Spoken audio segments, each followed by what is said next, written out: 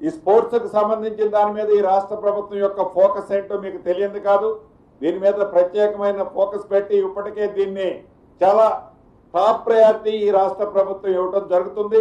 64 ఎకరాలలో ఏదైతే టాటా కంపెనీ రతన్ టాటా పేరు పెట్టుకునే పద్ధతిలో వారి సిఎస్ఆర్ ఫండ్స్ ద్వారా సుమారు 700 కోట్ల పైచిలకు ఆ సిఎస్ఆర్ ఫండ్స్ తో ఆ స్టేడియాన్ని అత్యంత అధునాతనంగా సుమారు 21 రకాల స్పోర్ట్స్ ఆడుకునడానికి కన్వీనియంట్ గా ఉండే విధంగా ఇప్పుడు అది దాని ఆ స్టేడియం యొక్క కెపాసిటీ 20,000 ఉంది.